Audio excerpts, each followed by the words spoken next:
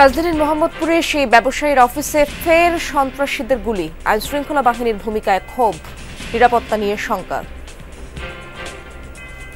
Police যদি আজকে সেই ব্যবস্থা নিত, ওই অস্ত্র উদ্ধার করত, তাহলে তো দ্বিতীয়বার ওই অস্ত্র ব্যবহার করতে পারতো না। একই অস্ত্র দিয়ে কিন্তু আবার গুলি করছে। নকশা বহির্ভূত রেস্তোরাঁর লাইসেন্স বাতিল করায় আন্দোলনের হুঁশিয়ারি মালিকদের, যে কোনো সময় উচ্ছেদ অভিযান, বলছে দক্ষিণ সিটি কর্পোরেশন। সশস্ত্র বাহিনীকে যে কোনো অভিযান চালানোর পূর্ণ স্বাধীনতা দিল মোদী সরকার। গুজরাটে বাংলাদেশি সন্দেহে আটক বহু ভারতীয় মুসলিম।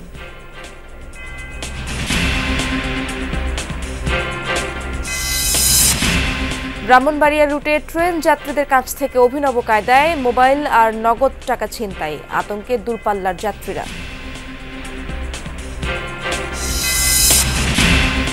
সংস্কারের অভাবে বেহাল নওগাঁর গ্রামীণ সড়কগুলো, বর্ষার আগেই খানাখন্দ, স্থানীয়দের দুর্ভোগ চরমে। শুধু তারা মাপজোকি করে, কিন্তু আমরা এর প্রতিফলন দেখতে পাই না। যে ভ্যান থেকে পিছন দিকে উল্টে গিয়ে একজন মারা গেছে, গ্রামেরই একজন। ওভারটেকিং এর সময় দেখা যাচ্ছে যে রাস্তার পাশ দিয়ে রাস্তা থেকে নেমে যাচ্ছে গর্ত।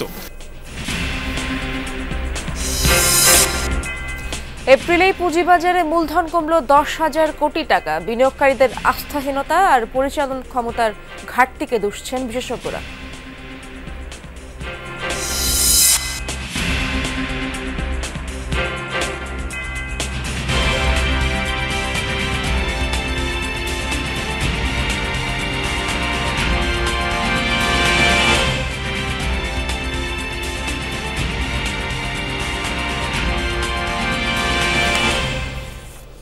আমন্ত্রণ যমুনা নিউজে আপনাদের সঙ্গে আছি আমি ইশরাত জাহান। এতক্ষণ শিরোনাম দেখছিলেন। ঢাকা দক্ষিণ সিটি কর্পোরেশন নকশা ও নীতি বহির্ভূত রেস্তোরাঁর ট্রেড লাইসেন্স বাতিল করায় হোটেল রেস্তোরাঁ বন্ধের পাশাপাশি আন্দোলনের হুঁশিয়ারি দিয়েছে মালিকরা। তারা বলছেন, আলাপ আলোচনা ও সময়সীমা না দিয়েই এমন সিদ্ধান্ত এই খাতকে অস্থিতিশীল করার চক্রান্ত। আর ঢাকা দক্ষিণ সিটি কর্পোরেশন বলছে, অনৈতিক উপায়ে লাইসেন্স নিয়েছে এসব ব্যবসায়ী, দায় আছে কর্পোরেশনেরও। দুর্ঘটনা ও ঝুঁকি বিবেচনায় তাদের আর কোনো সময় দেওয়া হবে না, যে কোনো সময়ে পরিচালিত হবে অভিযান। গেল বছর রাজধানীর বেইলি রোডে রেস্তোরাঁর আগুনে প্রাণ যায় অর্ধশত জনের।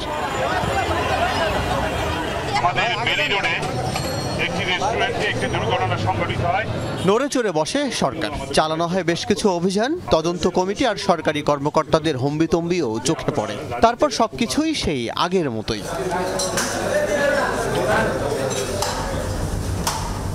আবাসিক ভবনে বাণিজ্যিক কার্যক্রমে ট্রেড লাইসেন্স ইস্যু না করার বিধান থাকলেও সিটি কর্পোরেশন নিজেই এমন রেস্তোরাঁকে দিয়েছে লাইসেন্স। মিরপুর, ধানমন্ডি সহ পুরো রাজধানীতে নকশা বহির্ভূত রেস্তোরাঁ অগুন্তি। সোমবার নকশা বহির্ভূত রেস্তোরাঁয় ইস্যুকৃত সেই সব লাইসেন্স বাতিল করেছে ঢাকা দক্ষিণ সিটি কর্পোরেশন। ডিএসসিসির কাছে প্রশ্ন ছিল, লাইসেন্স দেওয়ার সময় নিয়ম ভেঙে কেন দেয়া হলো অনুমতি? তবে কি অনৈতিক সুবিধা পেয়েছে কর্পোরেশনের কর্মকর্তারাও? প্রশাসনিক অনুমোদন নিয়ে এই লাইসেন্সগুলো দেয় নাই, আমাদের কিছু অসৎ কর্মচারীকে তারা ভুল বুঝিয়ে এই লাইসেন্সগুলো নিয়েছে। তো এ কারণেই মূলত আমরা এই বাতিলের সিদ্ধান্ত নিয়েছি এবং আমরা গণবিজ্ঞপ্তি দিই, এগুলো আমরা প্রশাসনিকভাবে বাতিল করে দিয়েছি। একই সাথে জনগণকে অ্যাওয়ার করার জন্য আমরা একটা গণবিজ্ঞপ্তি দিয়েছি। সিটি কর্পোরেশন বলছে, রেস্তোরাঁ বন্ধ করতে মালিকদের কোনো সময় দেওয়ার সুযোগ নেই, যে কোনো সময় অভিযানে নামবে কর্তৃপক্ষ। লাইসেন্স বাতিলের পরে তারা তাদের নিজস্ব উদ্যোগে এগুলো সরিয়ে নেবে। যারা পূর্বে দায়িত্বে ছিলেন, এটা যদি প্রপারলি মনিটরিং করা হতো তাহলে এই নাম্বারটা হয়তো এত বড় হতো না বা এইভাবে। তো আমার মনে হয় মানে কোনো না কোনো সময় তো এগুলোর লাগাম আমাদের টেনে ধরতে হবে। তো আমরা উই জাস্ট স্টার্টেড। এমন সিদ্ধান্তে রেস্তোরাঁ ব্যবসায়ীরা বলছেন, মৌসুমী উদ্যোগে প্রায় বিপাকে পড়তে হয় রেস্তোরাঁ ব্যবসায়ীদের। ভয় না দেখিয়ে স্থায়ী সমাধান চান তারা। চাঁদাবাজি করার জন্যই আজকে ডিসিশনটা নিয়েছে। ইনকামের কোনো রাস্তা নাই, অলরেডি দালাল লাগিয়ে দেওয়া হচ্ছে। আপনারটা অলরেডি দালাল চলে আসছে, অনেক ইন্ডাস্ট্রি বন্ধ হয়ে গেছে, বহু বেকার। আমাদের বিজনেস 30 থেকে 40% ফল করছে। কই আমরা তো দেখছি না আমাদের ব্যাপারে কোনো সহানুভূতি দূরের কথা। মানে আমার মনে হচ্ছে যে দেশটাকে ধ্বংস করার একটা ষড়যন্ত্র নিয়ে কাজ করছে কেউ। তো এখন যে আমরা যে জাস্টিস পাবো এটার কোনো গ্যারান্টি নেই। তা নইলে আমরা রাস্তায় নামবো, সারা বাংলাদেশে সবাই একসাথে নামবো। ভোজন রসিক বাঙালির খাবার বিনোদন নিরাপদ রাখতে কথাই নয়, কাজেই প্রমাণ দেয় আহ্বান রাজধানীবাসীর। আল আমিনা কহন, যমুনা নিউজ, ঢাকা। রাজধানীর মোহাম্মদপুরে সেই ব্যবসায়ীর অফিসে আবারও গুলি করেছে সন্ত্রাসীরা। ভর দুপুরে মোটরসাইকেলে এসে হেলমেট পরা দুই ব্যক্তি গুলি করে পালিয়ে যায়, যার সিসি ক্যামেরার ফুটেজ যমুনা টেলিভিশনের হাতে এসেছে। এই ঘটনার 1 মাস আগে এই ব্যবসায়ীর অফিসে একইভাবে গুলি চালিয়েছিল দুর্বৃত্তরা। প্রশ্ন উঠেছে, কারা ও কেন বারবার এভাবে গুলি করছে? আইন শৃঙ্খলা বাহিনীর ভূমিকাই বা কি? উত্তর খুঁজেছেন সহকর্মী আশিক মাহমুদ, ছবি তুলেছেন কাউসার হোসেন।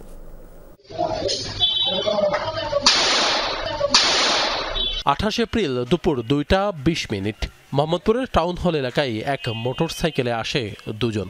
থামে ব্যবসায়ী মনির আহমেদের বাড়ির সামনে। কোনো কিছু বুঝে ওঠার আগেই বাইক থেকে নেমে একজন রিভলভার বের করে গুলি ছোড়ে। এ সময় দিক বিদিক ছুটে জীবন রক্ষা করেন কয়েকজন। পরে সন্ত্রাসীরা মোটরসাইকেলে করে মিরপুর সড়ক ধরে পালিয়ে যায়। হামলার সময় অফিসের ভেতরেই ছিলেন মনির আহমেদ। তার কাছে জানতে চাই ঘটনার বিস্তারিত। একটা হোন্ডা আসলো, দুটা ছেলে, হোন্ডা মুখোশ পরা এবং ভিতরে ওরা হেলমেট পরা। তো ঢুকেছে, আমার দারোয়ানকে জিজ্ঞেস করতেছে, আর তুমি কে এই বাসার দারোয়ান? বলছে হ্যাঁ। তখনই সে পিস্তল কাট করে গুলি করলো। আমি সাথে সাথে দৌড়ে যাই, তারা পালায় যায়। আমাকে তো কিছু বলতেছে না, প্রশাসনও তেমন কিছু বলতেছে না। গুলি করার সময় দৌড়ে জীবন রক্ষা করেন ভবনের দারোয়ান জিহাদ। মৃত্যু আতঙ্কে এখনো ঘুমাতে পারেন না। ওরা গুলি করছে, আমি দৌড় দিতে দিতে ওরা গুলিটা করছে। গুলিটা আইসা লাগে এই যে জায়গা। পুরো আতঙ্কে আমার বুক, আমার পুরো থরথরে কাঁপতাছে, আমার শরীর পুরো কাঁপতাছে। আমি রাতও পুরো ঘুমাইতে পারিনি, খাই আমার ওই কল্পনায় আমি সারা রাত আমি ঘুমাইতে পারিনি, টেনশন। আমি মোহাম্মদপুরের টাউন হল এলাকায় এক ব্যবসায়ীর অফিসে দুর্বৃত্তরা যে গুলি করেছে সেটি সরাসরি এই দেয়ালে লেগেছে, যার ক্ষত এখনও স্পষ্ট। আর এই দরজা দিয়েই এই বাসার দারোয়ান কোনো রকম পালিয়ে জীবন রক্ষা করেন। এই ঘটনার ঠিক 1 মাস আগে গত 24 মার্চ এখানে দাঁড়িয়েই দুজন মুখোশধারী এই অফিসের মানুষকে লক্ষ্য করে গুলি করেছিল। একের পর এক এমন গোলাগুলির ঘটনায় এই ভবনের বাসিন্দা সহ আশপাশের সবাই আতঙ্কিত, উদ্বিগ্ন। এখন তো কোনো নিরাপত্তা নাই। এখন তো মনে হয় যে আগে যাও মনে হয় যে রাস্তাঘাটে বের হইতে পারতাম, এখন তো মনে হয় যে এই ঘটনার পর থেকে এখন বেশি বেরই হয় না। ভয় লাগে, রাস্তায় চলতেও ভয় লাগে, কার গুলি কার গায়ে লাগে। সরকারের প্রতি আহ্বান জানাচ্ছি যে এই দ্রুত এটার নিষ্পত্তি করতে, আর এবং আমাদের সিকিউরিটিটা যেন ঠিকমতো দেয়।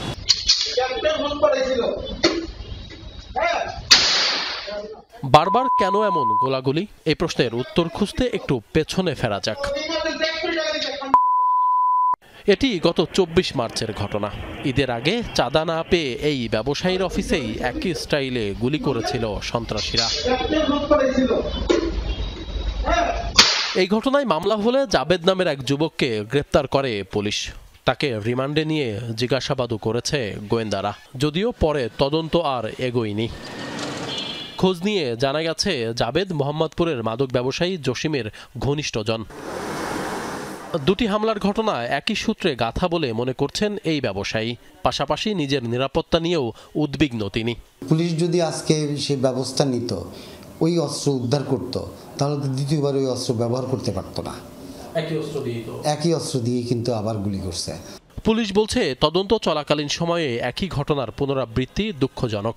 তদন্ত চলমান রয়েছে একটা ঘটনা, এবং যেহেতু এই ঘটনাটা ঘটে গেছে, আমাদের পরিকল্পনা তো অবশ্যই ফার্স্ট প্রায়োরিটি হচ্ছে আমাদের আসামি গ্রেপ্তার করা। কমিশনার স্যারও নির্দেশনা দিয়েছেন, বিভিন্ন নির্দেশনা দিয়েছেন এই আসামি গ্রেপ্তারের ক্ষেত্রে। আমরা স্যারের নির্দেশনা অনুযায়ী আমরা পুরো টিম আমরা কাজ করছি এই আসামিকে ধরার বিষয়ে। শিগগিরই সন্ত্রাসীদের গ্রেপ্তার করে সমাজে শান্তি ফিরিয়ে আনার দাবি সকলের। আশিক মাহমুদ, যমুনা নিউজ, ঢাকা। কাশ্মীর হামলার জবাব দিতে ভারতের সশস্ত্র বাহিনীকে অভিযানের পূর্ণ স্বাধীনতা দিলেন প্রধানমন্ত্রী নরেন্দ্র মোদী। মঙ্গলবার নয়াদিল্লিতে 3 বাহিনীর প্রধান, প্রতিরক্ষা মন্ত্রী রাজনাথ সিং এবং জাতীয় নিরাপত্তা উপদেষ্টা অজিত দোভালের সঙ্গে বৈঠক করেন নরেন্দ্র মোদী। উচ্চ পর্যায়ের বৈঠকে ভারতের সশস্ত্র বাহিনীর উপর পূর্ণ আস্থা জানান তিনি। বলেন, পেহেলগামে সন্ত্রাসী হামলার জবাব দেওয়ার সময় লক্ষ্যবস্তু নির্ধারণ এবং কোনো প্রক্রিয়ায় অভিযান পরিচালিত হবে কিনা সে বিষয়ে সিদ্ধান্ত নেওয়ার পূর্ণ স্বাধীনতা থাকবে সশস্ত্র বাহিনীর। এদিকে নরেন্দ্র মোদীর নেতৃত্বে আজ জরুরি বৈঠকে বসছে দেশটির cabinet committee of political affairs. মন্ত্রিসভার সবচেয়ে গুরুত্বপূর্ণ এই কমিটি পরিচিত রয়েছে সুপার ক্যাবিনেট নামে। ভারতের গুজরাটে বাংলাদেশি সন্দেহে বিপুল সংখ্যক মানুষ আটকের পর এখন জানা যাচ্ছে তারা দেশটির বিভিন্ন রাজ্যের বাংলাভাষী মুসলিম নাগরিক। গেল শনিবার ভোর থেকে সোমবার রাত পর্যন্ত অভিযানে ৬,৫০০ অবৈধ অভিবাসী আটকের খবর জানিয়েছিল রাজ্য পুলিশ। শুধু আটকই নয়, আহমেদাবাদের মুসলিম অধ্যুষিত এলাকায় বুলডোজার দিয়ে গুড়িয়ে দেয়া হয় বহু ঘরবাড়ি। অবৈধ অভিবাসী আটক করতে গোটা গুজরাটে চলছে রাজ্য পুলিশের চিরুনি অভিযান। দলে দলে ধরে নিয়ে যাওয়া হচ্ছে সন্দেহভাজনদের। বেআইনিভাবে ভারতে বসবাসের অভিযোগে গত 2 দিনে আটক করা হয় ৬,৫০০ মানুষকে। গুজরাট পুলিশ মহাপরিচালকের বরাতে সংবাদ সংস্থা পিটিআই জানিয়েছিল, আটককৃতদের মধ্যে ৪৫০ অবৈধ বাংলাদেশি। যদিও সরকারের তরফে ঢাকাকে কিছু জানায়নি দিল্লি। বিবিসির এক অনুসন্ধানে বলা হচ্ছে, যাদের বাংলাদেশি সন্দেহে আটক করা হয়েছিল তারা মূলত ভারতের বিভিন্ন রাজ্যের মুসলিম নাগরিক। গুজরাট সহ উত্তরপ্রদেশ, ওড়িশা, মহারাষ্ট্র ও পশ্চিমবঙ্গের বাংলাভাষী মুসলমানদের বাংলাদেশি তকমা দিয়ে হেনস্থা করার প্রমাণও হাজির করেছে সংবাদ মাধ্যমটি। এমনকি ভারতীয় নাগরিকত্বের উপযুক্ত প্রমাণ থাকার পরও তাদের আটক করা হচ্ছে, এমন তথ্য পেয়েছে বিবিসি। তবে গুজরাট রাজ্য পুলিশের দাবি, পরিচয়পত্র নকল করেই তারা অবৈধভাবে ভারতে বসবাস করছিল। বিপুল সংখ্যক অবৈধ বাংলাদেশি এখানে আছে এমন তথ্য পেয়ে অভিযানে নামে পুলিশ। ভুয়া পরিচয়পত্র বানিয়ে বহুদিন ধরে তারা এখানে আছে। আইডি কার্ডের তথ্যের ভিত্তিতে জিজ্ঞাসাবাদ চলছে। দেখা হচ্ছে তারা কতবার এবং কখন বাংলাদেশে গিয়েছে।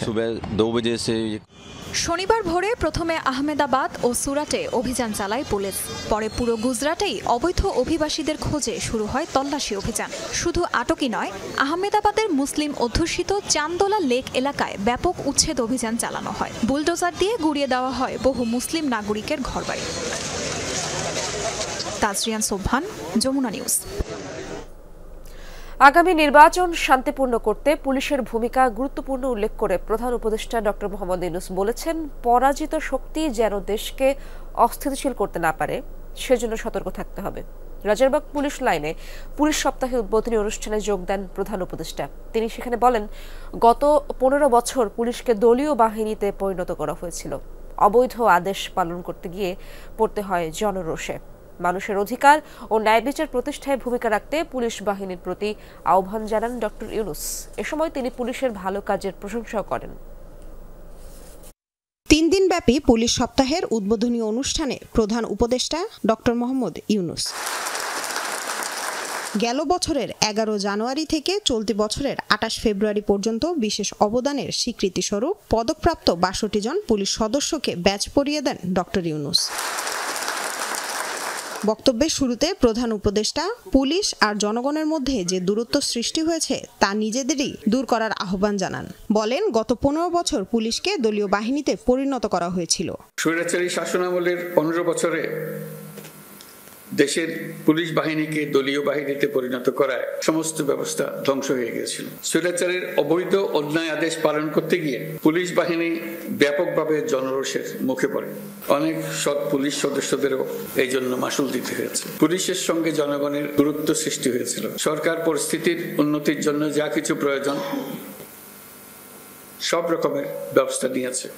পরাজিত শক্তি যেন কোনোভাবে দেশকে অস্থিতিশীল করতে না পারে সেজন্য পুলিশ বাহিনীকে সজাগ থাকার আহ্বানও জানান অন্তর্বর্তী সরকার প্রধান। অশুভ চক্র আমাদের স্বপ্নকে, আমাদের ঐক্যকে ভেঙে দিতে সব শক্তি নিয়ে চেষ্টা করছে এবং চেষ্টা আরো কঠোরতর করবে। আপনাদেরকে সব সময় সতর্ক থাকতে হবে। পরাজিত শক্তি যেন কোনোভাবেই দেশকে অস্থিতিশীল না করতে পারে। নির্বাচনে পুলিশের গুরুত্বপূর্ণ ভূমিকা চান প্রধান উপদেষ্টা। বলেন, সুষ্ঠু ও শান্তিপূর্ণ ভোটে সব প্রার্থীরা যেন সমান সুযোগ পায়। চলতি বছরের ডিসেম্বর থেকে আগামী বছরের জুনের মধ্যে দেশে ত্রয়োদশ সংসদ নির্বাচন অনুষ্ঠিত হবে। সেই নির্বাচন যেন সুষ্ঠু ও শান্তিপূর্ণ উপায়ে অনুষ্ঠিত হয় সেজন্য পুলিশ সদস্যদের ভূমিকা খুবই গুরুত্বপূর্ণ। নির্বাচনে সকল প্রতিদ্বন্দ্বী প্রার্থীর প্রতি সমান আচরণ ও ভোটাররা যাতে নির্ভয়ে নির্বিঘ্নে নিজেদের ভোটাধিকার প্রয়োগ করতে পারে সেই পরিবেশ নিশ্চিত করা আপনাদের এবং আমাদের সর্বোচ্চ দায়িত্ব। এই সময় নারী ও শিশুদের প্রতি সংবেদনশীল হওয়ার তাগিদও দেন প্রধান উপদেষ্টা। নারীর প্রতি সহিংসতা প্রতিরোধে পুলিশ বাহিনীকে খুব শক্তিশালী ভূমিকায় দেখতে চায়। লামিয়া তিথি, যমুনা নিউজ, ঢাকা। প্রবাসীদের ভোট দান পদ্ধতি সম্পর্কে রাজনৈতিক দলগুলোকে 15 মের মধ্যে মতামত জানানোর আহ্বান জানিয়েছে নির্বাচন কমিশন।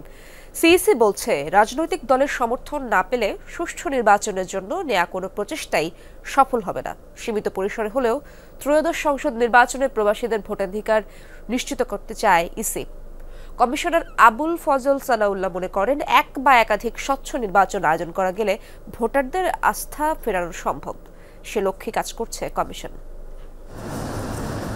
সকালে নির্বাচন ভবনে প্রবাসী বাংলাদেশিদের জন্য ভোটিং সিস্টেম উন্নয়ন সংক্রান্ত সেমিনারের আয়োজন করে নির্বাচন কমিশন। বিএনপি, এনসিপি, জামায়াতে ইসলামী সহ বিভিন্ন দলের প্রতিনিধিরা এতে অংশ নেন। প্রবাসী ভোটিং প্রক্রিয়ায় স্বচ্ছতা নিশ্চিতকরণ, সিস্টেম ডিজাইন, আইনি ও নিরাপত্তা ইস্যু সহ লজিস্টিক এবং বাস্তবায়নের চ্যালেঞ্জ ও সম্ভাব্য সমাধান তুলে ধরা হয় MIST, ঢাবি ও বুয়েটের প্রতিবেদনে। সিইসি জানান, সীমিত পরিসরে হলেও আগামী নির্বাচনে প্রবাসীদের অংশগ্রহণ নিশ্চিত করতে চায় কমিশন। তবে সুষ্ঠু নির্বাচনের জন্য রাজনৈতিক দলগুলোর সমর্থন গুরুত্বপূর্ণ। দেশের আর্থসামাজিক রাজনৈতিক বাস্তবতা, লেভেল অফ এডুকেশন সবকিছু মিলিয়ে একটা সিদ্ধান্ত নিতে হবে।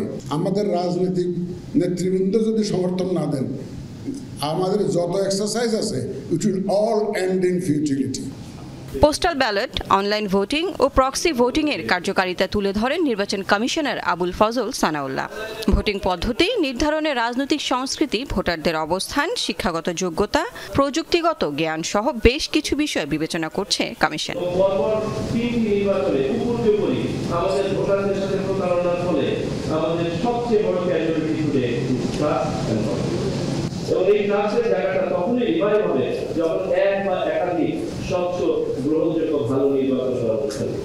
প্রবাসীদের ভোটদান পদ্ধতি নিয়ে 15 মের মধ্যে মতামত জানাবে রাজনৈতিক দলগুলো। বেশ কিছু ভালো প্রস্তাব এসছে, তার মধ্যে যেই প্রস্তাবটা সবচেয়ে কার্যকর হবে, সবচেয়ে গ্রহণযোগ্য হবে, সবচেয়ে আধুনিক হবে, বাস্তবায়নযোগ্য হবে এবং সবচেয়ে সাশ্রয়ী হবে, এরকম একটা প্রস্তাব আমরা আমাদের দলের পক্ষ থেকে করব। আগামী নির্বাচনে প্রবাসীরা ভোটাধিকার পাওয়ার মাধ্যমে বাংলাদেশে প্রত্যেকটি নাগরিকের যে নাগরিক অধিকার সেটা প্রতিষ্ঠিত হবে ইনশাআল্লাহ। নির্বাচন কমিশনকে অনুরোধ করেছি তাদের সর্বোচ্চ চেষ্টা করার জন্য, যাতে বাংলাদেশিরা যারা প্রবাসীরা আছেন তারা সবাই তাদের ভোটাধিকার প্রয়োগ করতে পারেন। এক্ষেত্রে জন্য পাইলট করে অল্প কিছু মানুষের ক্ষেত্রে ভোটাধিকারের সুযোগ দেয়া, অন্য মানুষকে ভোটাধিকার প্রয়োগ করার ওই সুবিধা থেকে বাইরে রাখা, এটা যেন না হয়। পদ্ধতি যাই হোক, প্রবাসীদের ভোটাধিকার নিশ্চিতে একমত ইসি এবং রাজনৈতিক দলগুলো। পোস্টাল ব্যালটের মাধ্যমে ভোট দেওয়ার ব্যাপারে। লাভলি বিথি, যমুনা নিউজ, ঢাকা। দ্রুততম সময়ের মধ্যে আওয়ামী লীগের বিচার ও দলটিকে নিষিদ্ধের দাবি জানিয়েছেন জাতীয় নাগরিক পার্টির সদস্য সচিব আক্তার হোসেন। আগামী শুক্রবার বায়তুল মোকাররমে বিক্ষোভ সমাবেশের ডাক দিয়েছে দলটি। মঙ্গলবার রাতে রাজধানীর গুলিস্তান 0 পয়েন্ট এলাকায় লিফলেট বিতরণ শেষে একথাই জানান আক্তার হোসেন। আমরা দলগতভাবে আওয়ামী লীগের বিচার এবং বিচার চলাকালীন আওয়ামী লীগের নিবন্ধন বাতিল করা, রাজনৈতিক এবং তাদের যে সাংগঠনিক কার্যক্রম তার উপর নিষেধাজ্ঞার দাবিতে 2রা মে শুক্রবার বায়তুল মোকাররম দক্ষিণ গেটে জাতীয় নাগরিক পার্টি এনসিপি ঢাকা মহানগরের উদ্যোগে একটা কর্মসূচি আমরা আয়োজন করেছি।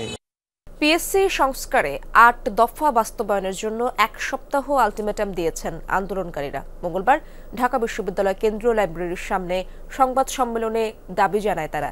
এই আন্দোলনে থাকা ছাত্র অধিকার পরিষদের নেতা বিনি ইয়ামিন বলেন, তাদের আন্দোলন পরীক্ষা পেছানোর জন্য ছিল না, বরং প্রতিষ্ঠানটির সংস্কার চান তারা। দাবি, এই আন্দোলনে বৈষম্য বিরোধী ছাত্র আন্দোলনের নেতাদের সংহতি রয়েছে। বলা হয়, এই আন্দোলন সরকার বা পিএসসির বিপক্ষে নয়, পিএসসি থেকে আওয়ামী লীগের দোসরদের বরখাস্ত করাই উদ্দেশ্য ছিল। 29 এপ্রিল মঙ্গলবার থেকে 6 মে মঙ্গলবার পর্যন্ত আমরা আলটিমেটাম দিচ্ছি। এই 1 সপ্তাহের ভিতরে আমাদের এই যে এখানে 8 দফার যে রয়েছে সেই 8 দফাকে বাস্তবায়ন করতে হবে। সাবেক প্রধানমন্ত্রী শেখ হাসিনার মেয়ে সাইমা ওয়াজেদ পুতুলের নামে থাকা গুলশানের একটি ফ্ল্যাট ক্রোকের আদেশ দিয়েছেন ঢাকার একটি আদালত। দুদকের আবেদনের প্রেক্ষিতে মঙ্গলবার ঢাকা মহানগর জ্যেষ্ঠ বিশেষ জজ মোহাম্মদ জাকির হোসেন গালিব এই আদেশ দিয়েছেন। দুর্নীতির অভিযোগে সাবেক প্রধানমন্ত্রী শেখ হাসিনার মেয়ে সাইমা ওয়াজেদ পুতুলের নামে থাকা গুলশানে একটি ফ্ল্যাট জব্দ করতে দুদককে আদেশ দিয়েছেন আদালত। ওই ফ্ল্যাটের দেখাশোনার জন্য রিসিভার নিয়োগের আদেশও দেয়া হয়। ফ্ল্যাটটির মূল্য ৫৭ লাখ টাকা দেখানো হয়েছে বলে তদন্তকারী কর্মকর্তা আবেদনে উল্লেখ করেছেন। দুদকের আবেদনে বলা হয়েছে, সাইমা ওয়াজেদের স্থাবর সম্পদসমূহ অন্যত্র হস্তান্তর, স্থানান্তর বা বেহাত করার চেষ্টা করছেন। মামলা নিষ্পত্তির পূর্বে বর্ণিত সম্পদ হস্তান্তর বা স্থানান্তর হয়ে গেলে অনুসন্ধানে ক্ষতির সম্ভাবনা রয়েছে। তারা যদি অন্যত্র বিক্রি বা হস্তান্তর স্থানান্তর করার চেষ্টা করেন, সেই ধরনের তথ্য আমাদের অনুসন্ধানকারী দল কিংবা তদন্তকারী কর্মকর্তাদের কাছে এসে থাকলে তারা এই বিষয়ে আদালতের অনুমতিক্রমে এই কার্যক্রমগুলো গ্রহণ করে থাকেন। এক ব্রিফিংয়ে দুদক মহাপরিচালক বলেন, অনুসন্ধানী দল চাইলে আদালতে আদেশ নিয়ে রেড অ্যালার্টও জারি করার এখতিয়ার রাখে। তদন্তকারী কর্মকর্তারা যে আইনানুগ প্রক্রিয়া, রেড অ্যালার্ট বলেন, সম্পদ জব্দ বলেন, ক্রোক বলেন, অ্যাটাচমেন্ট বলেন, ফ্রিজ বলেন, যা করার প্রয়োজন তাদের স্বাধীনতা, তারা এটা করতে পারবে।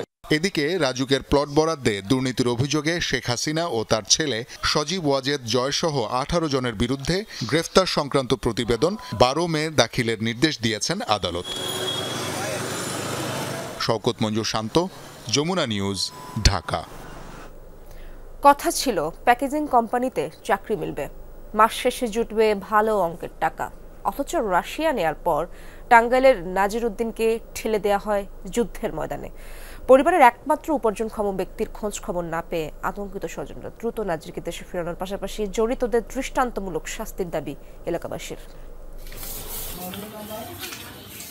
সংসার আরেকটু সচ্ছলতা আনতে দেশ ছেড়ে বৈধভাবে পাড়ি জমাতে চেয়েছিলেন বিদেশে, কিন্তু দালাল চক্রের প্রতারণায় টাঙ্গাইলের নাজিরউদ্দিনের দিন কাটছে এখন রণক্ষেত্রে। ঘাটাইল উপজেলার কুরমুশি গ্রামের বাসিন্দা নাজির। এর আগেও প্রবাসে কর্মরত ছিলেন তিনি। করোনাকালে দেশে ফিরে কিছুদিন অবস্থানের পর ফের বিদেশমুখী হন।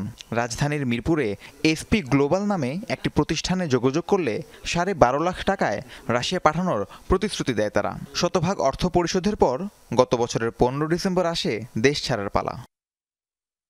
এই পর্যন্ত সবকিছু পরিকল্পনা অনুযায়ী চলছিল। বিপত্তি বাধে রাশিয়া পৌঁছানোর পর। প্যাকেজিং কোম্পানিতে চাকরি দেওয়ার কথা থাকলেও দালাল চক্র নাজিরকে একটি ক্যাম্পে সামরিক প্রশিক্ষণে পাঠায়, এরপর ঠেলে দেয় রাশিয়া ইউক্রেন যুদ্ধের ময়দানে। পরিবারের সাথে সবশেষ কথা হয় ১৬ এপ্রিল। এরপর থেকেই আর কোনো খোঁজ নেই নাজিরের।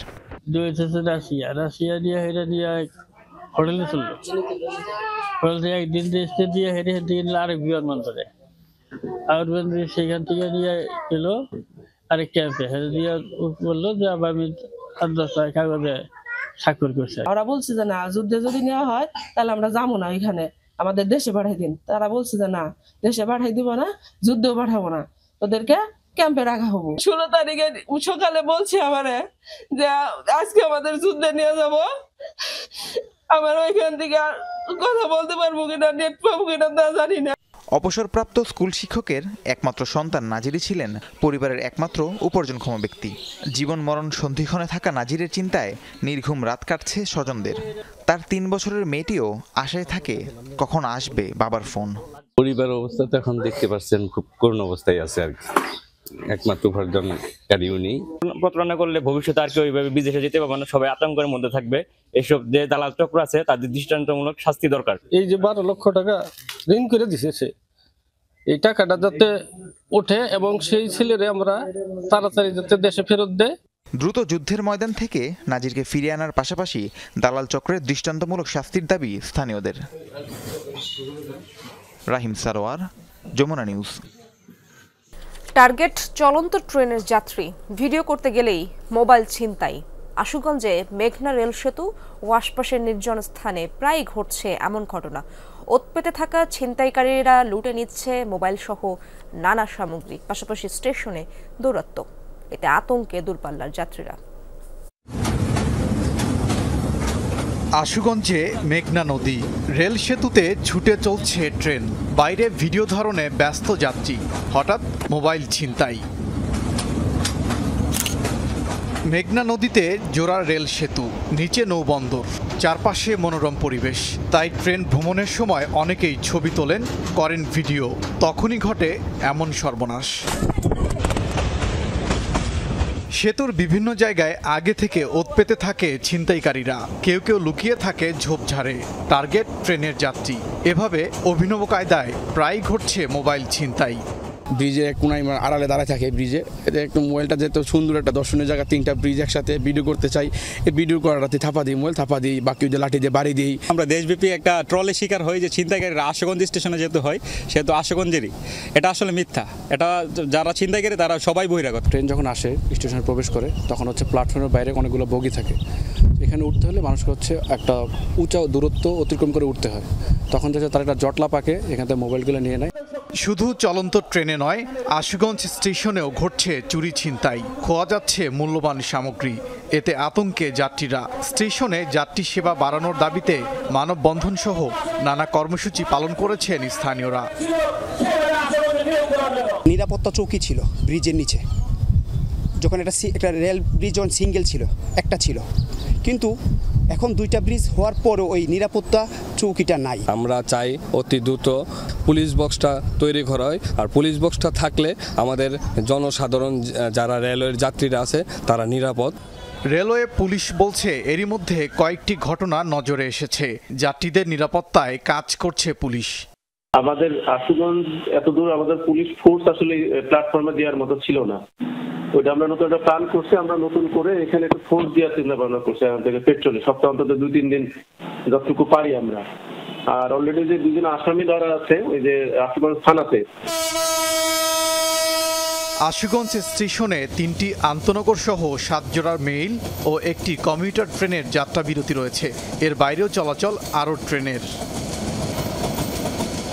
ওবায়দুর রহমান, যমুনা নিউজ।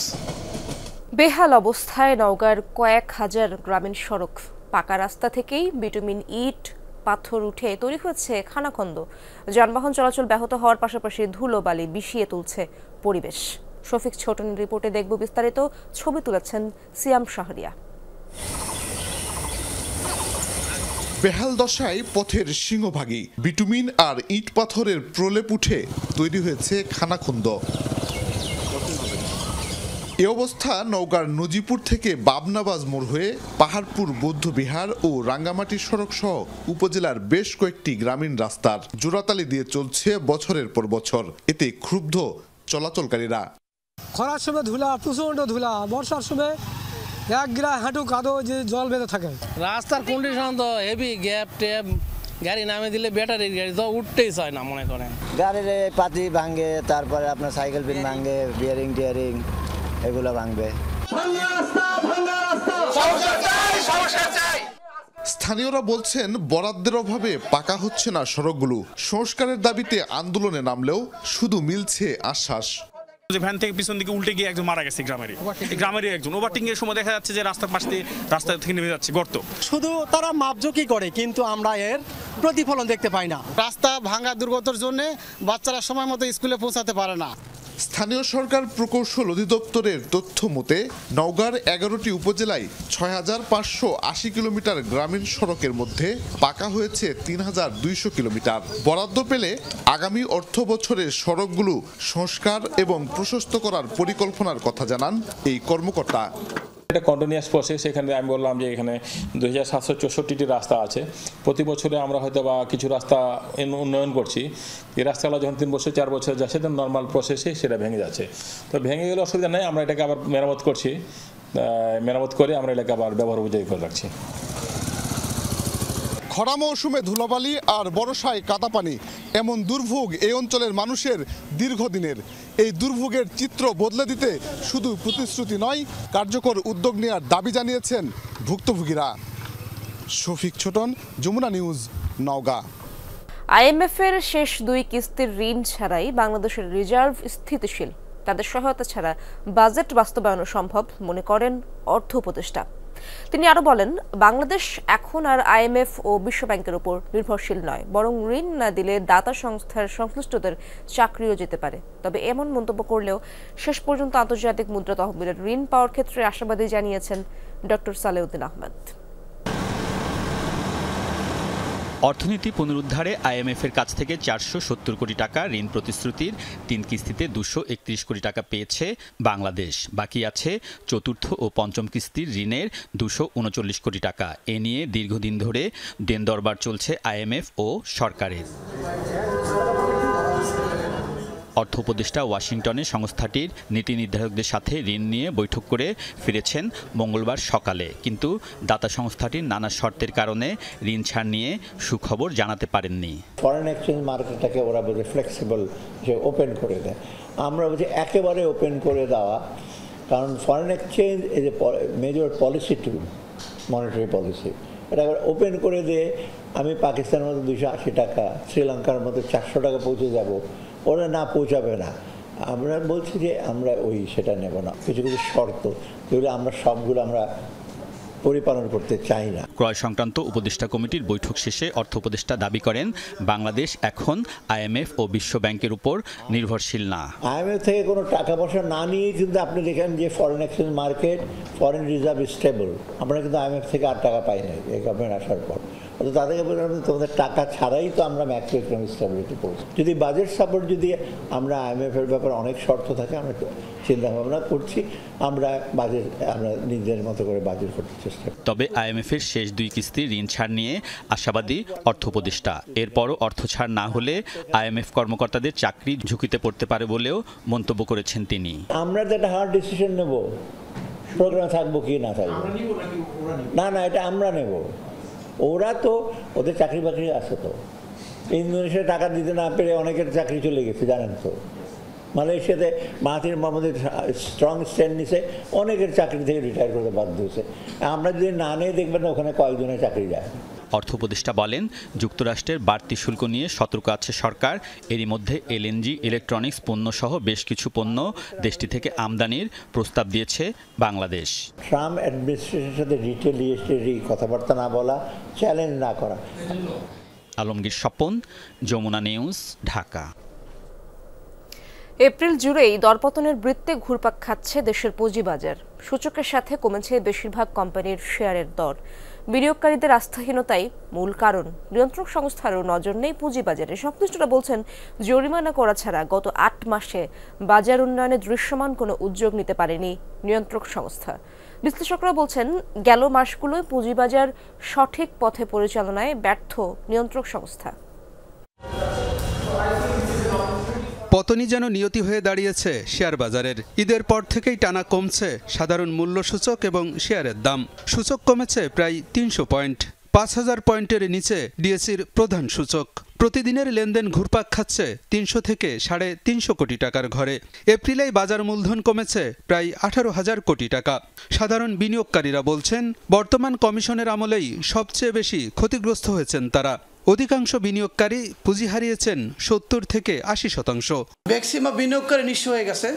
এখনো ম্যাক্সিমাম হাউজে ফোর্স সেল হচ্ছে এবং ফোর্স সেলের জন্য প্রেশার ক্রিয়েট করছে। এখন আমার যে একটা হিউজ পরিমাণ আমার বিনিয়োগ ছিল জুলাই আগস্টের পরে, সেটা থেকে আমার 70% অলরেডি আমার এখান থেকে মাইনাস হয়ে গেছে। আমার বাকি 30% আছে। আমরা একদম ফতে বসে গেছি। সংশ্লিষ্টরা বলছেন, টানা দরপতনের মূল কারণ আস্থাহীনতা। এটি জানা আছে নিয়ন্ত্রণ কর্তৃপক্ষেরও। তারপরও আস্থা ফেরানোর কোনো উদ্যোগ নেই।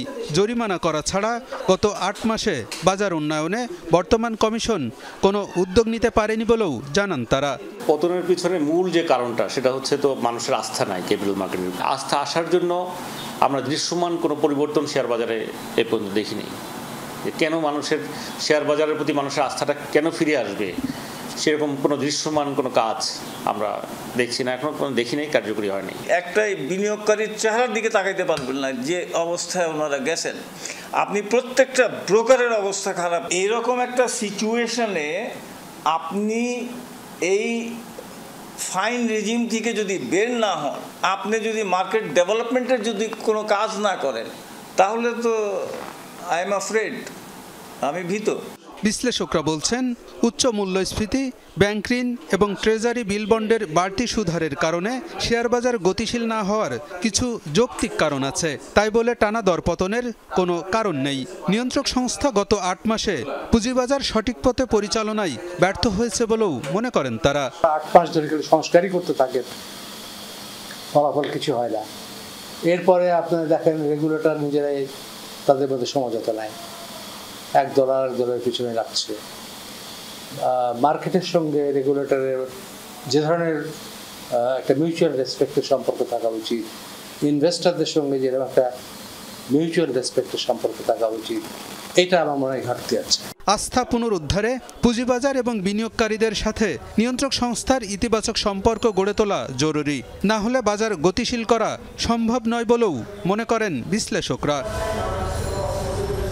আলমগীর হোসেন, যমুনা নিউজ, ঢাকা। খেয়াল খুশি মতো কর ছাড়ের সুযোগ থাকবে না, এটি জাতীয় সংসদের কাছে চলে যাচ্ছে, সেখানে পর্যালোচনা করেই সিদ্ধান্ত হবে। ইআরএফ আয়োজিত সেমিনারে এমন তথ্য জানান এনবিআর চেয়ারম্যান আব্দুর রহমান খান। রাজস্ব আয় বাড়াতে গুরুত্ব দেওয়া হচ্ছে, যারা কর দিচ্ছে না এবং ফাঁকি দিচ্ছে তাদের টার্গেট করা হচ্ছে। আগামী বছর কর্পোরেট ট্যাক্স অটোমেশনের আওতায় আনার উদ্যোগ নেওয়া হচ্ছে বলেও জানান এনবিআর চেয়ারম্যান। স্থিতিশীল বৈদেশিক মুদ্রার বিনিময় হার বেড়েছে রিজার্ভও, যদিও মূল্যস্ফীতি নিয়ন্ত্রণ এখনও চ্যালেঞ্জ। ইআরএফ সেমিনারে বক্তারা কেবল প্রবৃদ্ধি নয়, টেকসই সামষ্টিক অর্থনীতিতে নজর দেওয়ার কথা বলেন। একটা ম্যাক্রো ইকোনমিক চ্যালেঞ্জের মধ্যে আছি, চাপে আছি, ক্রাইসিস কেউ কেউ বলে, বাট অ্যাটলিস্ট বলবো যে চ্যালেঞ্জ, বাট একটা বেশ চাপে আছি। সেই জায়গাটাকে একটা সহনীয় পর্যায়ে এনে আমরা আবার গ্রোথ রিবাউন্ড খুব দ্রুতই করতে পারবো। বিদেশি বিনিয়োগকারীদেরকে আনার ব্যাপারে সবচেয়ে বেশি পেইনফুল জায়গা যেটা আমাদের এক্সিস্টিং ইনভেস্টরদের কাছ থেকে পাই, সেটা হচ্ছে এই taxation policy and the execution. বাজেটে অপ্রয়োজনীয় ব্যয় কমিয়ে আনার উদ্যোগের কথা বলেন এনবিআর চেয়ারম্যান। জানান কমাতে হবে ঋণ নির্ভরতা। টিআইএনধারী সবাইকে করের আওতায় আনার উদ্যোগ নিচ্ছে সরকার। আমরা ডিজিটাইজেশনটাকে প্রমোট করছি যাতে করে সহজে লোকজন ট্যাক্স দিতে পারে, সেটা আপনারা দেখেছেন। গত বছর আমরা ব্যাপক সাড়া পেয়েছি ডিজিটাইজেশনে। আগামী বছর থেকে চেষ্টা করব আমাদের কর্পোরেট ট্যাক্স রিটার্ন যেটা, সেটাকে যাতে আমরা অটোমেটেড করতে পারি। বিনিয়োগ ও কর্মসংস্থান বাড়াতে কর ছাড় দেওয়া হলেও তা নিয়ে নতুন করে ভাবা হচ্ছে। আগামীতে কারা কর ছাড় পাবেন তা নির্ধারণ করবে সংসদ। সরকার অথবা জাতীয় রাজস্ব বোর্ড কোনো ট্যাক্স এক্সপেন্ডিচার অ্যালাউ করতে পারবে না, এই ক্ষমতাটা পার্লামেন্টের হাতে যাবে। কারোর সাথে একটু ভালো সম্পর্ক আছে অথবা একটু ভালো মতো কনভিন্স করতে পারলাম আর আমি একটা এক্সামশন পেয়ে গেলাম, এই রাস্তাটাও কিন্তু সামনের দিকে খুব কঠিন হয়ে যাবে। আমরা সে ধরনের পলিসির দিকেও আমরা যাচ্ছি। আইএমএফ এবং বিশ্বব্যাংকের সাথে বৈঠকে সব শর্তে একমত হয়নি সরকার। বৈদেশিক মুদ্রার বিনিময় হার খোলা বাজারে ছাড়ার বিষয়েও আসেনি চূড়ান্ত সিদ্ধান্ত। যে পয়েন্টটা আমাদের ডিসএগ্রিমেন্ট বেসিক্যালি সেটা হচ্ছে, আপনারা হয়তো সবাই জানেন যে আমাদের এক্সচেঞ্জ রেটটাকে একেবারে ওপেন করে দেওয়া নিয়ে, এটা নিয়ে আমাদের মধ্যে একটু, বিশেষ করে আমাদের সেন্ট্রাল ব্যাংক এবং আমাদের অর্থ উপদেষ্টা মহোদয় কিছুটা আছে। আমরা বিভিন্ন রকম ফর্মুলা ওরাও দেয়, আমরাও দিই, এর মধ্যে এখনো আলোচনা চলছে। আইএমএফ এর সাথে 5 মে আবারও বৈঠকের কথা জানান এনবিআর চেয়ারম্যান। আগামী 5 তারিখে একটা মিটিং হবে। আলমগীর হোসেন, যমুনা নিউজ, ঢাকা। প্রকৃতিতে এখন বাবুই পাখির প্রজনন মৌসুম। বাসা তৈরিতে ব্যস্ত পুরুষ পাখিরা। তবে গ্রাম বাংলায় আগের মতো দেখা মেলে না এই শিল্পী পাখির। তাদের বিলুপ্তি ঠেকাতে বেশি বেশি তাল ও খেজুর গাছ রোপণের পরামর্শ পরিবেশবাদীদের। বাবুই পাখির ডাকি বলিছে চড়াই, কুড়ে ঘরে থাকি করো শিল্পের বড়াই। কবি রজনীকান্ত সেনের লেখা স্বাধীনতার সুখ কবিতায় চড়ুই বাবুইয়ের সেই মিষ্টি বিতর্ক মনে করিয়ে দেয় বাবুই পাখির বুনন দক্ষতার কথা। একসময় গ্রাম বাংলার পথে ঘাটে গাছের দিকে তাকালেই ছোট্ট এই তাঁতি পাখির বাসার দেখা মিলত। নিপুণ কারুকার্যে তৈরি তাদের কুঁড়ে ঘর, সরু সুচালো ঠোঁটে বয়ে আনা খড়কুটো, তাতেই নিখুঁত বুনটে ঝুড়ির আকৃতি। ঝুলন্ত এই বাসার প্রবেশ পথ বেশ আঁকাবাঁকা। বাবুইয়ের বাসাগুলো যেমন দৃষ্টিনন্দন তেমন মজবুত, প্রচণ্ড বাতাসেও উড়ে যায় না। বাসায় পর্যাপ্ত বাতাস চলাচলের ব্যবস্থার পাশাপাশি থাকে একাধিক কুঠুরি। রাতের আধারে ছানাদের সুরক্ষায় থাকে কাদামাটিতে আটকানো জোনাকি পোকা। তবে প্রকৃতিতে ধীরে ধীরে এই শিল্পী পাখির সংখ্যা কমছে। বাবুই পাখি ছোট হলেও তার বুদ্ধি অনেক বড়। সে খুব সুন্দরভাবে নিখুঁতভাবে বাসা তৈরি করে। কালের বিবর্তনে তাল গাছ খেজুর গাছ হারিয়ে যাচ্ছে, মানে মানুষ কেটে ফেলছে। এই কারণে এই পাখিগুলো বিলুপ্ত হয়ে যাচ্ছে। আমাদের এখানে অনেক বাবুই পাখি ছিল, তাল গাছ ছিল, নারকেল গাছ, খেজুর গাছে অনেক বাসা ছিল। ওখান কোনো বাবুই পাখির বাসা কম হয়, দেখি না। আমাদের আগামী প্রজন্ম হয়তো এগুলো এরা চিনবেই না, জানবেই না যে এগুলো কি ছিল, কোথায় ছিল। প্রাণী সম্পদ কর্মকর্তা বলছেন, পাখি শিকার, বনজার, কীটনাশকের ব্যবহার আর বৈরী আবহাওয়া সহ নানা কারণে বহু পশু পাখি, কীটপতঙ্গ এখন বিলুপ্তির পথে। দাগি এবং বাংলা যে বাবুই পাখিটা, এটা অনেকটা বিলুপ্তির পথে। তো দেশি বাবুই পাখি যেটা, সেটা সাধারণত নারকেল, তাল গাছ, রেন্টি, নারকেল গাছ, এগুলি সাধারণত বাসা বাঁধে। তবে যেগুলো সাধারণত গাছগুলো একটু নিচের দিকে থাকে, তো এই বাসাগুলোতে সাধারণত আমাদের মানুষের বা অন্যান্য যেগুলো মানে ছোট বয়সের যেটা ছেলে বা তারা আছে, তারা ওই বাসাগুলোকে ধরতে গিয়ে হয়তো বাসাগুলি ছিঁড়ে ফেলে, বাসাগুলি অনেক সময় বিধ্বস্ত হয়ে যায়, যার জন্য তারা আসলে এখন বাসাটা একটু কম দেখা যাচ্ছে। পাখি বাঁচাতে পথের ধারে কিংবা জমির মাঝে বেশি করে তালগাছ রোপণের পরামর্শ পরিবেশবাদীদের। এতে বজ্রপাত থেকেও নিরাপত্তা পাবে সাধারণ মানুষ, প্রকৃতি ফিরে পাবে হারানো জৌলুস। সাবরিনা লিজা, যমুনা নিউজ। স্ট্রোক কিংবা হার্টের রোগী, দাঁত থেকে বাতের ব্যথা, সব রোগী সারবে কেবল 4 বছরের শিশুর ফু দেয়া তেল পানিতে। কবিরাজির এমন গুজব ছড়িয়ে পড়ায় শেরপুরের ওই শিশুর বাড়িতে মানুষের ভিড়, সামলাতে হিমশিম খাচ্ছে পরিবার। খেলার ছলে তেল ও পানিতে ফু দিচ্ছে শিশুটিও। ফু দেয়া তেল বা পানিতেই সারবে সব রোগ, এমন বিশ্বাসে 4 বছর বয়সী এক শিশুর বাড়িতে জড়ো হচ্ছেন হাজারো মানুষ। শেরপুরের শ্রীবর্দী উপজেলার দর্জি ও কাপড় ব্যবসায়ী আব্দুল ওয়াহাব। গুজব ছড়িয়ে পড়ে তার 4 বছরের সন্তানের ফু দেয়া তেল ব্যবহার ও পানি পানে হচ্ছে রোগমুক্তি। মাস 2 আগে মায়ের পুরনো পায়ের ব্যথার জন্য বুনো পাতা কুড়িয়ে আনে শিশুটি। ব্যথা সেরে যাওয়ার খবর ছড়িয়ে পড়ে প্রতিবেশীদের মাঝে, তারাও জড়ো হন নানান সমস্যা নিয়ে। বিশ্বাস, সব রোগের মহৌষধ অবুঝ শিশুর ফু দেয়া তেল বা পানি। তেল ভরা দেয়, পানি ভরা দেয়, দিলে যার যে রোগ এই নিয়তে আসলে বাস ভালো হয়ে যায়। হার্টের সমস্যা আছে, প্যারালাইসিসের আছে, তেল ভরা পানি ভরা শুনছি ভালো হয়, আল্লাহ মালিক জানে। ভালো হয়েছে, মানে একজনের ভাস্তি তেল পরে নিয়েছিল, আমার একটু আরাম লাগতেছে, ব্যথা কমছে। ছোট বাচ্চা তেল পরে দিল, ভালো নিয়েছে, বলে যাইতেও পারলাম, আরাম হয়েছে। আমরা টাকা পয়সা তো চাই না, বাচ্চারা চিকিৎসা দিতে মনে করেন হাজার হাজার মানুষ 10-15 দিন মনে করেন এরা যে আটকে দিয়েছে, তাও মানতেছে না। স্বজনরা বলছেন, সন্তানকে নিয়ে ব্যবসা করার মানসিকতা নেই। বাড়িতে সকাল বিকেল হাজারো মানুষের ভিড়ে তারাও বিপাকে। ছেলের মানসিক স্বাস্থ্যেই বড় দুশ্চিন্তা। এই দোকানদার নেই, ঝাড়ফুঁক নেই, নেওয়ার পর থেকে এই কথাটা ভাইরাল হয়ে গেছে, কিন্তু আমরা টাকা পয়সা নেই না। আমার ছেলে, আমি টাকা পয়সা নেই না। আর এখন মানুষ কিসের জন্য আছে আমি বুঝতেছি না।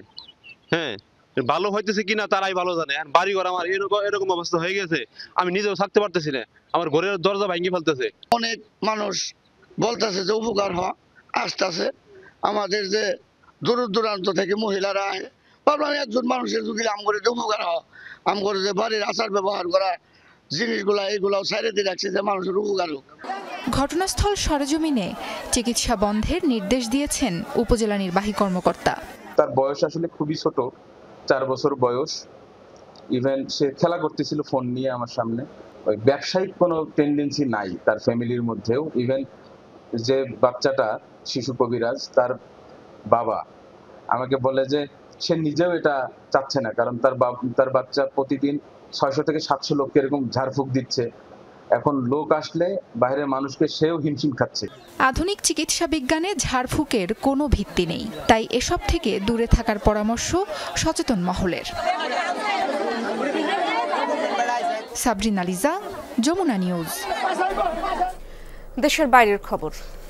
আবারও ভারত ও পাকিস্তানের সেনাবাহিনীর মধ্যে গোলাগুলি হয়েছে। টানা ষষ্ঠ রাতের মতো মঙ্গলবার কাশ্মীরের লাইন অফ কন্ট্রোলের বেশ কয়েকটি স্থানে হয় এই পাল্টাপাল্টি গুলিবর্ষণ। বুধবার এক বিবৃতিতে এই তথ্য নিশ্চিত করেছে ভারতীয় সেনাবাহিনী। জানায় নওশেরা, সুন্দরবানি ও আখনুর সেক্টরে হয় গোলাগুলি। নয়াদিল্লির অভিযোগ, সীমান্তের নিয়ন্ত্রণ রেখা বরাবর প্রথমে গুলি চালায় পাক সেনারা, জবাবে পাল্টা গুলি ছোড়ে ভারতীয় সেনারা। গেল মঙ্গলবার ভারত নিয়ন্ত্রিত কাশ্মীরের পেহেলগামে সন্ত্রাসী হামলায় নিহত হন ২৬ জন, যার জেরে ব্যাপক উত্তেজনা ছড়ায় প্রতিবেশী দুদেশের সম্পর্কে। এরপর থেকেই নিয়মিত প্রতি রাতে গোলাগুলি হচ্ছে দুপক্ষের মধ্যে। ভারত পাকিস্তান ক্রমবর্ধমান উত্তেজনায় উদ্বেগ প্রকাশ করেছেন জাতিসংঘ মহাসচিব অ্যান্টোনিও গুতেরেস। সংঘাত ঠেকাতে প্রয়োজনে মধ্যস্থতার প্রস্তাব দিয়েছেন তিনি। মহাসচিবের মুখপাত্র স্টিফেন দুজারিচ জানিয়েছেন, মঙ্গলবার উভয় দেশের সাথে যোগাযোগ করেছেন গুতেরেস। ফোন কলে কথা বলেছেন পাকিস্তানের প্রধানমন্ত্রী শেহবাজ শরীফ ও ভারতের পররাষ্ট্রমন্ত্রী এস জয়শঙ্করের সাথে। জম্মু কাশ্মীরে হামলার তীব্র নিন্দা জানিয়ে আইনি পন্থায় দায়ীদের বিচার নিশ্চিতের উপর জোর দিয়েছেন তিনি। সংঘাত এড়াতে উত্তেজনা নিরসনের আহ্বান জানিয়েছেন Guterres. Of the Republic of India in the UN peacekeeping mission in southern Lebanon. Jammu কাশ্মীরে হামলার তীব্র নিন্দা জানিয়েছেন মহাসচিব। আইনি পন্থায় দায়ীদের বিচার নিশ্চিতের উপর জোর দিয়েছেন। ভারত পাকিস্তান সংঘাত এড়ানোর উপর জোর দিয়েছেন, কারণ এর পরিণতি করুণ হতে পারে। সংঘাত বন্ধে যে কোনো পদক্ষেপ প্রয়োজনে মধ্যস্থতার প্রস্তাব দিয়েছেন।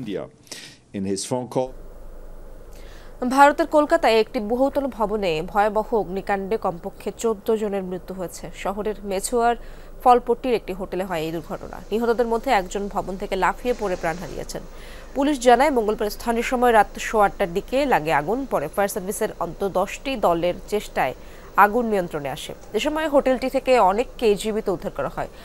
দগ্ধ বেশ কয়েকজন হাসপাতালে চিকিৎসাধীন রয়েছেন। আগুন লাগার কারণ এখনো জানা যায়নি। এরই মধ্যে এই ঘটনায় কলকাতা পুলিশ বিশেষ তদন্ত কমিটি গঠন করেছে।